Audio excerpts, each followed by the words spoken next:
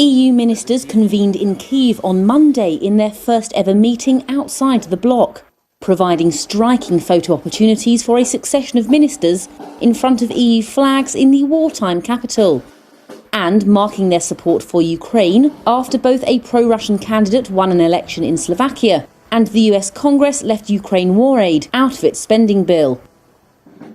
Foreign Minister Dmytro Kuleba brushed off both events, especially the move in the US, as he greeted EU Foreign Policy Chief Josep Borrell. We don't feel that the US support has been shattered because the United States understands that what is at stake in Ukraine is much bigger than just Ukraine.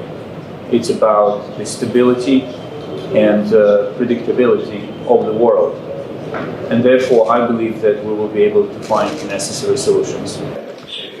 Borrell used Monday's meeting in Kyiv to propose a new $5.2 billion bilateral envelope of the European Peace Facility to Ukraine, as well as reiterating the bloc's support for the country. But for us Europeans, it's an existential threat. Maybe it's not being seen like this for everybody around the world, but for us Europeans, allow me to repeat it, it's an existential threat.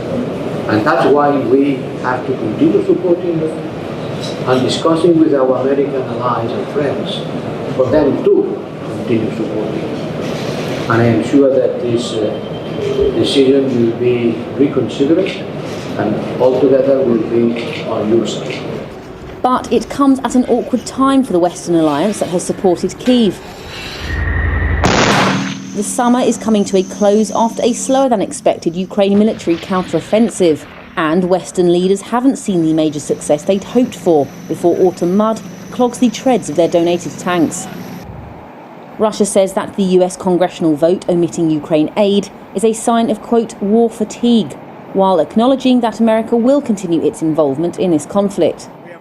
Though, with elections looming in the US, some of Republican frontrunner Donald Trump's supporters have called for a halt to Ukraine aid.